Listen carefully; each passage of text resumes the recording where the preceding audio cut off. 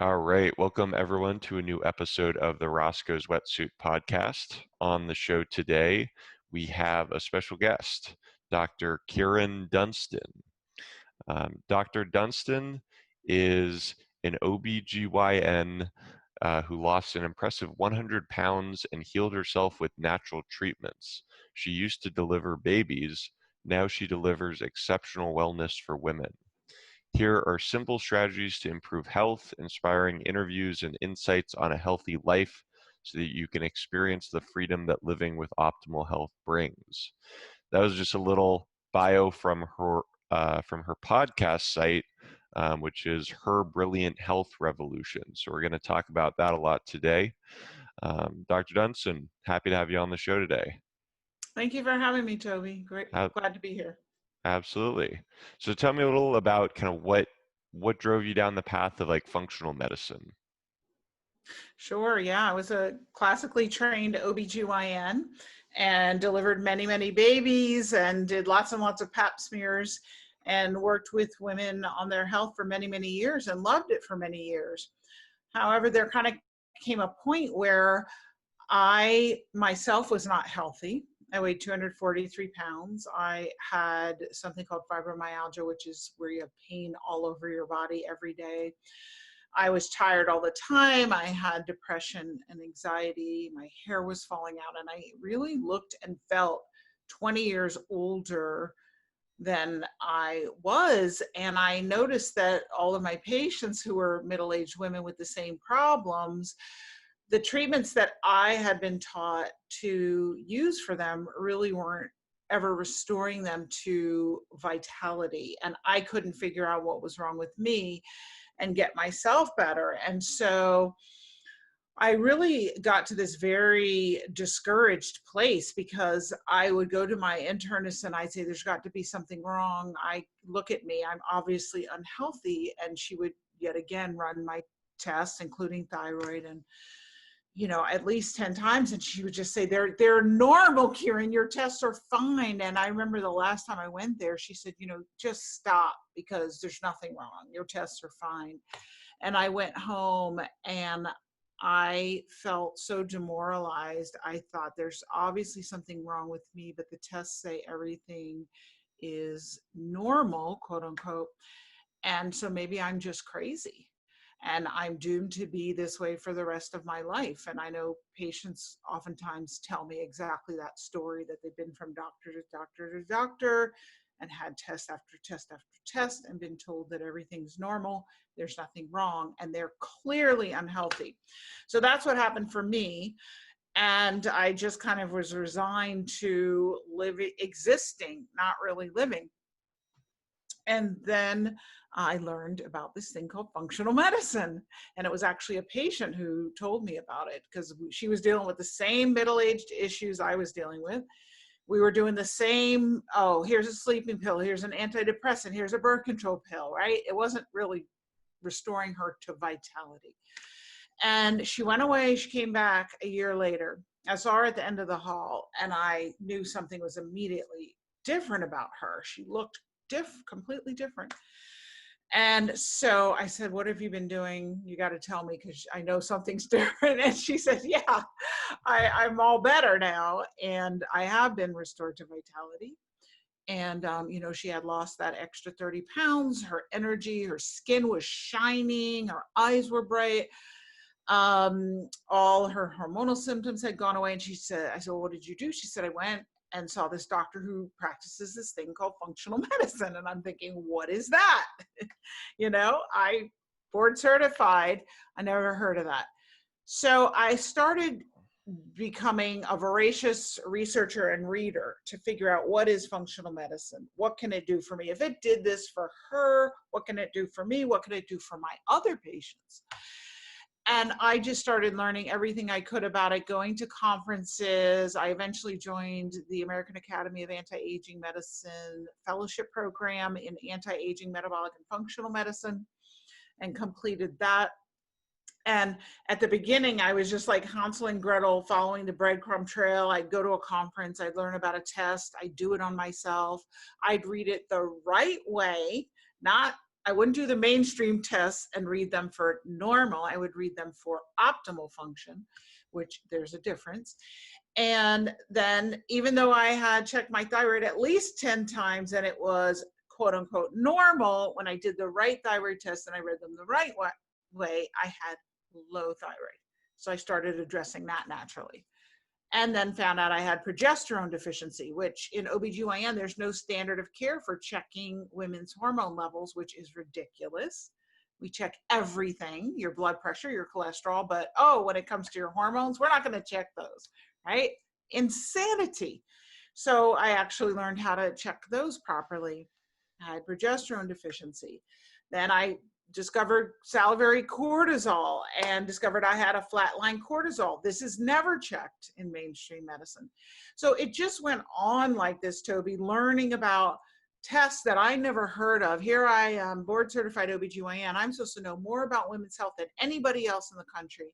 And there are tests that I was not trained in, was not trained to use, that I learned about in this fellowship that I attended. And learned how to treat the body naturally using vitamins, nutrition, vitamins, minerals, herbs, botanicals, homeopathics, energy medicine, all this huge toolbox. And so slowly but surely, I lost the weight. I got off the prescription medications. I had no anxiety, depression. My hair grew back. I looked and felt 20 years younger. And then that's all she wrote, because all my patients who were middle-aged women are like, what are you doing? We want that. So I started doing it with them. And this is over 10 years ago now. Started doing it with them. They had the same results. And in 2011, I just retired from OBGYN because there are lots of great docs who can do pap smears and deliver babies and do hysterectomies, and we need those. And there aren't as many unicorns like me who know how to get to the root cause of a woman's health problems and help her naturally move back to not only masking symptoms and getting rid of symptoms, but to move back towards vitality where she was in her 20s and 30s. And what do you think it was, as far as the reason that you weren't informed of these different treatments or just this different approach to the body, and say like, your traditional medical school or training, to become an OBGYN? Why do you think it was left out? Great question. There's a lot of politics in medicine. I don't think people realize that. I didn't realize it until I was in it. And then when I started learning from other doctors about these different tests and natural treatments, that was when I realized when I was getting out of line in the party line of mainstream medicine, then that's when I realized that there's a lot of politics in medicine. And you've got big medicine, big insurance, big pharma, big food. And so all of these kind of conspire in this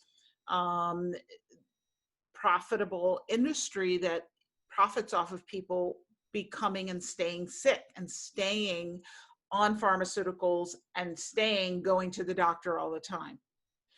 So that's one of the main reasons. I don't fault most doctors because we're just doing what we were taught to do. And they take bright, eager people who want to help people. That's why they go into medicine. I think the majority of physicians are very well intentioned. And then we learn all about how the body functions. And then in medical school, then we go to residency. And we're basically told, no, just do what I do because that's how we do it. And we do it because we want to be a good resident. And I'm not saying that pharmaceuticals and surgery don't have some benefit. They do, and I'm glad we have them, but they really have benefit in emergency conditions. But what's really we are suffering as a human race from are chronic medical conditions, right? And keeping someone on a diabetes and a high blood pressure medicine their whole life is really not cost effective, and it's not promoting vitality. So managing health is different than promotion of vitality. So I think it's the political nature of it. There's the business nature. But I also think that, decades ago with the advent of the double-blind placebo-controlled trial, that a lot of the toolbox of healing and healers was discarded, because there are a lot of things that are not, that no one's going to pay to do a double-blind placebo-controlled trial, which is the gold standard of being a proven medical treatment. So there's nobody who's going to pay for it. And then some things that you cannot subject to a double-blind placebo-controlled trial. And that's a whole other topic that gets into quantum physics, because with the observer effect, when you actually observe an effect for a study, you're changing the outcome with quantum physics. And that has to do with looking at the energy body, which is really outside of mainstream medicine. So mainstream medicine really deals with the physical, concrete, Newtonian physics body, right? They don't have any acknowledgement that we have this whole other thing called an energy body that is measurable and that is approved by most insurances, right? Payment for acupuncture using the meridian system. And yet there's the rigorous nature of scientific inquiry into it hasn't been undertaken because of the whole issue of this is an energy system. It undergoes it's in the field of quantum physics, and you change it by observing it, and who's going to pay for it. So that's a very long answer to a short question, but it's a very complicated issue. Well, that's actually something I was just listening to in a podcast yesterday, and it actually ties back into what you were saying about, kind of the limited lab testing. It was basically a podcast. They were talking about functional medicine and how, trying to solve a very complex problem with, which is the human body. We're very complex creatures, with a very limited set of tools, a few basic lab tests. They were saying any, I think they were using the example of like an engineer or something, who would have a similar sort of problem, complex problem with very basic sort of, poor set of tools. They're going to just throw their hands up and say, can't, what can I do with this? So I think it kind of speaks back to what you're saying there. What do you think are, some of the biggest culprits of what are creating these chronic health issues within our society today? Great question. Well, I'd say it's the inputs. So my simplistic framework that promotes healing is get the bad stuff out, get the good stuff in, and balance everything. That's my completely simplistic framework. We have too much bad stuff coming in and it's not getting out. So toxicity is just, we are rampant with toxicity coming into our bodies, right? So 100 years ago, there were only a few hundred chemicals in the environment, but since the Industrial Revolution, over 85,000 new chemicals have been introduced into the environment. And our capacity to, when we take these things in through our water, our food, the chemicals that we put on our body, the chemicals that we clean our homes with, the chemicals that are off-gassed from our new automobiles or our new homes, right? So they're everywhere, we're inundated in it. Our body only has a limited capacity to get rid of chemicals. And before these chemicals are approved and said by the government that they are safe for human use, they're put through very poor tests, usually in animals, and they create or discover something called the lethal dose 50. Like, what's the dose that will kill half or 50% of the rats, right? That's how they say what a toxic level is. But the problem is nobody actually looks at humans, and nobody looks at the multiplicative effect of these chemicals when they get in there with each other. The average person has traces of 400 toxic chemicals in his or her body.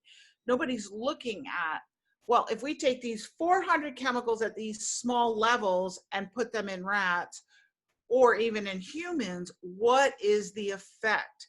Is there an increased risk of cancer? Is there increased risk of heart attack, of dementia, all these things? Nobody's looking at that. And also, if lethal dose is all we're concerned about, like, is it going to make you drop dead right away? Yes, that's concerning. But what nobody's looking at is over 50 years of drinking water from this source that is contaminated with certain heavy metals and certain volatile organic compounds and petroleum waste and all the things that go into our water system. What is the effect? And so nobody's looking at the slow death, the chronic diseases, the issues. And that really is the big problem. Toxins. And then it's also not only chemical toxins, but it's infectious toxins. So it's the chronic viral infections that we don't have answers for, right? Everybody's worried about coronavirus because it has a rapid onset and high death rate, high infectivity rate. And there are chronic viral infections that can cause a great deal of disability and contribute to, for instance, autoimmune diseases and the dysfunction of the immune system that can lead us to autoimmune diseases and cancers, right? Like Epstein-Barr virus is just pretty much everyone has it. And so if it's reactivated it can cause problems with the immune system. So nobody's really looking at that.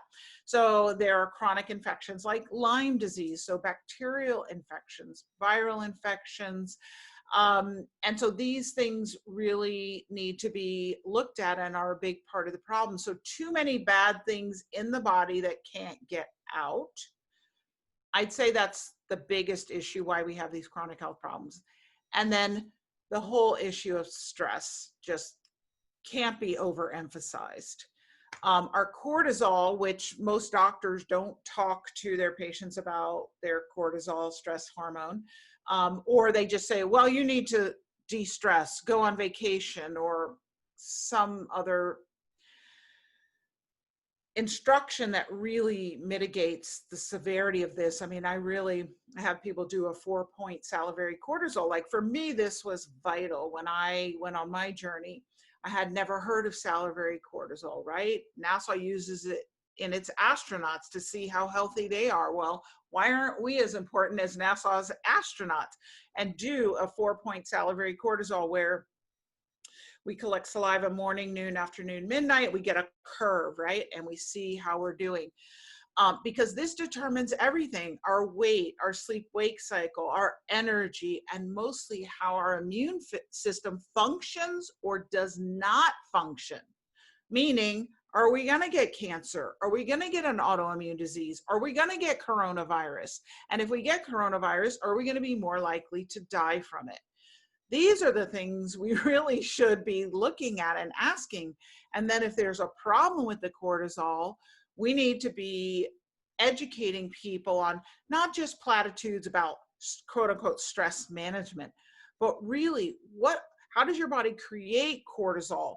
What building blocks does it need? How do you remediate your cortisol? Because I have yet to see a person an adult in 2020 who has a normal cortisol. It just doesn't exist because we are under so much electromagnetic stress, chemical stress, biologic stress, psychosocial stress. We have so many stressors, right? Well, our cortisols are all wonky. And so I think the main reason why we have this huge burden of chronic disease is too much bad stuff in, not enough bad stuff out, and everything's not balanced. And the other thing I should say bad stuff in is our diet. That should have been the first thing I said. Right. Well, Yeah. I was actually going to go right there anyways.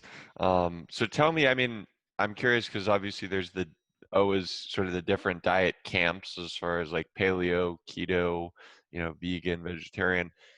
Do you fall into one of those, or do you find that a mixture of different diets works best, or is it individualized based on genetics? How do you kind of go about approaching Mhm.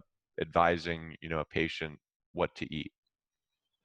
So, yeah, there are a lot of faddish diets. And what I will say is that there are a lot of medicinal purposes for extreme diets for specific purposes in specific people for a specific period of time. But a lot of these ways of eating that have developed where people say it's a panacea for everyone always forever and ever, that's really a fallacy, right? You have to go back to biochemistry and how the body functions, right? So I was on a podcast recently where the woman has a vegan eating program. She was not happy with me that I said that yes, vegan can be a great medicinal diet for specific people for a specific period of time for a specific purpose. But for a life strategy of lifelong, it is not a sustainable strategy. We were not made to be vegan, right? We have teeth to be carnivores, and our body needs certain things it has to get from meat. So she didn't like that. But that's just, we can say, oh, we want to have no sleep, right? We want to have no sleep. We're going to live with no sleep. We don't need sleep. The body doesn't care what you decide to say for a political ideology. It needs what it needs, right? It has to have sleep to function optimally. So you can eat a vegan diet. And like I said, it's a great diet in specific people for a specific period of time for specific purposes. The body doesn't care that you decide you want to be vegan. It still wants meat, right? So you're going to suffer the consequences of every choice you make. People get mad at me for that, but it's just the fact, right? Your body needs what it needs. Like if you decided I don't need sunlight, right? Your body's not going to do well because it needs sunlight. You have specific receptors in your eyes and in your brain that get the signals from daylight to know it's diurnal variation. It helps to regulate your hormones, right? Your own melatonin, your cortisol, all of these things.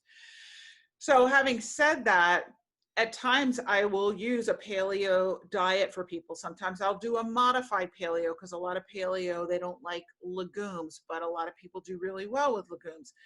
Ketogenic is essential for pretty much all weight loss. And so if you want to lose fat, so in the process of your body burning fat, you create these things called ketones. So de facto, weight loss is a keto diet, period, right? So a lot of people don't understand that. So they think that it's something different. But your body makes ketones when you burn fat. So any fat burning diet is going to be a keto diet. You can do paleo as a keto diet. You can do modified paleo as a keto diet. So vegetarian, vegan, these are all tools to use. In general, we do eat way too much meat as a society, right? And so I am a proponent in general, if I had to make a general statement, a whole food, plant-based diet with meat as an accompaniment, like as a side, right? Not meat and then all these other things as a side. It seems like with meat, there's also like there's not really always the separation between, some cheap industrially raised, animal that has been pumped full of antibiotics versus, a grass-fed, pasture-raised, very healthy animal that's going to have a completely different nutrient profile and probably different biological effects. Do you feel like that's accounted for in the research, or? Not necessarily. I think the research definitely says that eating grass-fed, not grain-fed, not corn-fed, antibiotic-free, hormone-free, pasture-raised meat and sustainable fish, wild caught, is healthiest for the body. But this is where big food kind of gets in the way of real health, because there's a great movie called King Corn that really talks about the use of corn and how when you eat a steak, you're really eating corn because they're fed corn and the use of high fructose corn syrup, and really this battle between the food industry will totally negate what the studies say about high fructose corn syrup. And they'll run their own studies, which you can create a study to basically show whatever you want. And you can create the statistics on that study to say whatever you want. And so they have done this, and they have come up with studies that say that it's not harmful. It doesn't promote obesity in children or adults. And so then who are you going to believe? Well, the general public is going to believe whoever Madison Avenue convinces is telling the truth. And so they have a big advertising budget, soda companies that promote things like high fructose corn syrup. And so the average person thinks that, like my kids used to say to me when they were little, but Mom, they wouldn't allow it if it weren't healthy for you. Mm-hmm. And so I think the average person really believes that they are being protected, their interests are being protected. And what they aren't realizing is that we live in a capitalist society that isn't, and everybody's interest is not always the same as yours. And what some people see as ethical, you might disagree with if you really ask the questions. But they're not asking those questions, and they've just abdicated responsibility. But, food has really become a war zone in our country, I mean, worldwide, really. And I saw this wonderful series on Netflix where they were talking about avocados. Did you see it? Was it called Green Gold or something like that? I don't think I saw it. Well, it's really good. And it's talking about the politicalization of food, and the episodes on avocados were particularly enlightening. So you got to check it out, and anybody listening definitely want to check it out. But there's so many good movies that really go into these issues. The one about the bees, about where have all the bees gone, King Corn, that series on Netflix. There's another series on Netflix about the history of food in America, of big food, which is really great. And they go into how, Kellogg started, how Post cereal started, how Hershey started, how the big food conglomerates started, and really what their purposes have been, and how they've contributed to the chronic diseases that we have, the inflammation, diabetes, the high blood sugar, and the high cancer rates, and the conditions that we're suffering with. 200 years ago, there really was no such thing as orange juice for breakfast, right? We take it for granted that orange juice is for breakfast. But what's happened is that what we come to mean breakfast really is a carb fest. And that really sets our blood sugar up really high, promotes diabetes, inflammation, which contributes to all chronic disease. And so it was an advertiser who was selling sun-kissed oranges, and they had too many oranges, more than they could sell. So he came up with this juice press, which they sold people, so then they could sell more oranges because they would use more oranges to make orange juice. But what's happening is you're taking all the fiber out of the oranges, and you're compressing all the sugar into this very concentrated amount. So, everyone could probably tell you orange juice, it's not just for breakfast anymore. Everybody knows that ad because it's been drilled into us, but nobody ever stopped to think about what are we doing? Wow, we are mega dosing ourselves with sugar first thing in the morning. Well, what's that doing to our cortisol hormone, our stress hormone? Totally knocking it out of balance for the rest of the day. Right. That affects our insulin, our thyroid, our sex hormones. It affects everything in the body. So, getting back to the food, which is a a huge question. That really is the biggest input into causing our chronic diseases, because we literally are what we eat. We take in food, break it down into its building blocks, then we reassemble them into us. Voila, I've taken the external world and turned it into me. So when you look at me, you're looking at everything that I've eaten. But that means that if I've eaten junk, low nutrient dense, high sugar foods, I'm inflamed, I'm overweight, I'm diabetic, I have high blood pressure, I have high cholesterol that's inflamed, my arteries are inflamed, my brain is inflamed, I'm more likely to get dementia and have all of these problems. So food is huge. I wanted to ask your opinion on, I don't know if you're familiar with Dr. Stephen Gundry's work. He wrote the book, The Plant Paradox, talking about like lectins and nightshades. I was just Mhm. curious because, you know, we hear so much about, this sort of plant-based diet, and then he's kind of one of the few coming in who's like, well, some plants, might actually be sort of toxic. Do you take a side on that? Have you read much about his work? I know about it, and like I mentioned earlier, that some people say poo-poo lectins, which come from beans, and say that that's problematic. It increases gut permeability and leaky gut. Um, if you put a microscope onto anything, you could find a problem with it, and you can find benefits for it.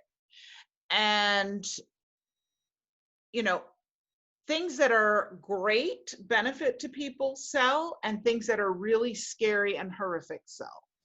So having said that, if there's not a lot new to be said about diet and people are trying to find the next new thing, um, you can put a microscope on something and you can say, this is horrible. You know, I don't think back in the Stone Age, people were criticized, that people didn't have a problem with leaky gut. So I don't see in my patients that beans and lectins from beans are a huge problem with leaky gut. Sometimes if a patient seems to have a problem with them in particular, that patient, I may take them off them for a while and then put them back. But, the problem is that you can list things about any food that could be problematic. It causes too much histamine release. It has lectins that cause leaky gut. It has too high sugar, which goes for a lot of fruits, right? So the list is very long, and this is why you get all these different diets, including specific carbohydrate diet and FODMAP diets. And, the list of diets is very long. But when you've got someone who's sick, like when women come to me, I have this one woman and she has a horrible histamine problem. Well, if you look at the low histamine diet, well, what do you eat? I'd much rather her get the soda with the high fructose corn syrup and artificial coloring and flavorings and carbonated water off her diet than avocados, which are high histamine foods. It becomes this risk benefit ratio because there's so many foods that can be problematic. If you take them all away, I literally see people who say there are 9 things that I can eat based on all the doctors I've seen so far. Because doctors are just like, no, you can't eat that, you can't eat that, you can't eat that. And we've weaponized food. And my whole goal when I work with someone is to look at where the imbalances are, look at what's the bad stuff that's in, the toxicities we got to get out, get the good stuff in, balance everything, and restore that person's connection to their own knowing of what they should eat and not eat. When are they hungry? How hungry are they? How much do they need to eat? What resonates? Because we've been so disengaged from our food sources, right? I grew up in a city. I don't know farming. I never had to watch an animal being slaughtered. So I've been very disconnected from my food, but thank goodness my mom grew up on a farm, even though she moved to the city. And so she really had that innate sense of being connected to the food. And, I grew up in Manhattan, but she was really good friends with Gary Null, who's a big, prolific writer in this space and been an activist since I was a kid in the 70s. And so she was all about natural foods and healing the body with herbs, and that the body knows how to heal itself. You just need to know what to give it, including how to eat, how to listen to your appetite. Of course, I went off to medical school and told her, Mom, we heal with steel. I thought I knew better than her, right? But then when I drove my own health into the ground, she never said, I told you so.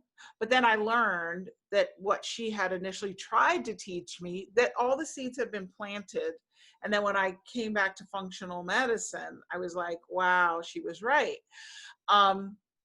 So with the food issue, it's got to be very individualized. I am not going to get on the bandwagon. Lectins and beans are bad. I'm not. Beans are a fabulous source of protein, fabulous, and nutrients. There are powerhouses. And so now, in some people, might they have to medicinally not use them for a little while? Possibly. But I find for the vast majority of people, when you get all this other crap, like, we're just not looking at the fact that they're, using volatile VOC artificial fragrance in their car and inhaling it every day for 45 minutes on the way to work and on the way home. But we want them to get off beans? Like, really? It's just kind of insane. So, but controversy attracts attention. So. And actually, with the controversy, I feel like, it causes people to kind of sometimes like throw their hands up in the air and be like, they don't know what to listen to. And it's like, as we've sort of talked about, there's all of these different, oftentimes political motives, fueling each of these different kind of, food strategies, if you will. And even some of these documentaries, I mean, I don't know how much truth there is to this. I haven't looked into it enough, but, just, okay, well, who's funding, the documentaries about, criticizing, eating animals, or, how do you sort of suggest, like, the general public, like, how can you sort of tease out what is fact and what's fiction when it comes to nutrition? That is a great question. And what I tell people is that, gone are the days where you can abdicate responsibility for your health to a doctor. They're gone, right? Because you have to accept right out and know that there is a hidden agenda that the person you're talking to may not even be aware of, that just comes by way of their training and their industry and how they're paid. It's just a fact when it comes to your health. And so you're going to have to educate yourself, just like you've got to educate yourself about your finances and what are good investments, what aren't good investments. You got to get your tax attorney to help counsel you. You have to educate yourself about nutrition and about food, at least the basics. And then I recommend that you find people who seek to educate you, not tell you what to do in a paternalistic way. That's what I do. Is I always say, I want to educate you about this. These are my thoughts, and this is what I've learned. You can, go read these things. And I tell people all the time, this is what I do. This is what I wouldn't do. And I do have some patients who want to be vegan, and that's fine. Then I figure out how to help them to navigate that. So you got to find people who seek to educate you, not tell you what to do because they think it's best. That's what I would say. And would you say that, like, a big part of your education, especially recently, like, with the podcast that you do, Her Brilliant Health Revolution, it looks like you're talking to all of these, really, great experts in, all sorts of different fields related to sort of functional medicine. how much does that help you sort of build up your skill set and knowledge of all this different stuff? It's been tremendous. I mean, we just passed episode 100 and it's been amazing. I've had wonderful guests just who are a wealth of information, and what people don't realize is they're going to their doctor's office and they think they're getting, the majority of people think they're getting all the answers they need there. Oh, I don't need to listen to a podcast. Oh, I don't need. And what they don't realize is that if they are not listening to podcasts like mine, like yours, and like so many others out there, there are a lot of phenomenal podcasts. You're basically missing out on the truth about your health and signing up for chronic disease and probably dying earlier than you should.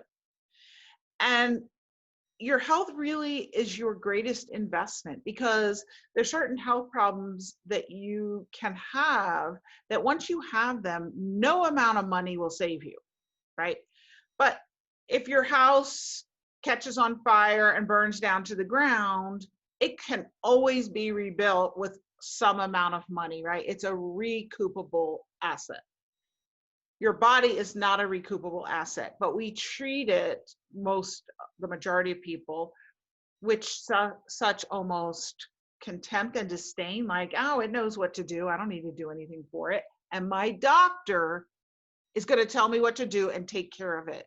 But if you, I find invariably that when I talk to someone about these things, about that, wow, your health is like a tree and that mainstream medicine is working on the leaves. You go to the dermatologist when you got problems with these leaves on this branch. And you go to the gastroenterologist when you have irritable bowel and you got problems on this branch. But in functional medicine, we go down the trunk to the roots in the ground. Hormone balance. Wow, you got all these hormone imbalances. Toxicities. You got all these toxins in your body your doctor's not telling you to get rid of.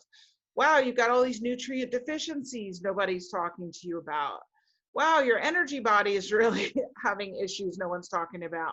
When we go down here in the roots, you fix everything up in the leaves. And I find that when any sane person hears that and they get, wow, I go to the dermatologist, I got a skin problem. I think it's only about my skin. I get a steroid cream for that rash. And then I go to the gastroenterologist and I have irritable bowel, which is really a crazy diagnosis, because does your bowel really get irritable? And they don't have any answers for me. And they just want to give me a medicine to control the symptom. Wow, nobody said to me, hey, that skin rash you have is related to that gut problem you have. And guess what? They're both related to that depression and anxiety you have that you were put on an SSRI for. So why don't we go down to the roots, fix the roots, and then guess what? No skin problem, no anxiety, no depression, no irritable bowel, no drugs needed. All better. Like, you explain this to people and you explain the difference. I've never had a person go, that doesn't make any sense. I don't want that. Everyone is like, what? Why didn't anyone tell me? And they feel betrayed, absolutely betrayed by the medical establishment and by their doctors. Why didn't my doctor tell me is always the answer. And then I have to explain to them, don't blame your doctor. I didn't know what I didn't know. Like Oprah says, when you know better, you do better. So now I know better. And there's hundreds of thousands of doctors like me worldwide who know better. So we do better. They want it. You explain this, and within a couple minutes, everyone's like, I want that. So yeah. Right on. Well said. Well, Dr. Dunston, if people, want to learn more about your work or just connect with you, where would you direct them to? Sure. They can find out more about me on my website. I'll spell it, is www.Kyrin, Kyrin, and then it's Dunston, Dunston, and then MD.com. They can also go there and download. I made an essential self-care for brilliant health when the pandemic started. So you've got my tools and tricks that you can use now to start boosting your immune system so that it can be in tip-top shape. So Awesome. Great. And Yeah. if you guys enjoyed the podcast, go ahead and like and subscribe to our YouTube channel. We're Roscoe's Wetsuit. And then you can also find audio versions of the podcast available on Spotify, Apple Podcasts, and iHeartRadio. And go ahead and also check out our Instagram account. We are Roscoe's Wetsuit Podcast. Dr. Dunston, again, thank you so much for your time and for coming on the show today. Thanks so much for having me, Toby. Absolutely.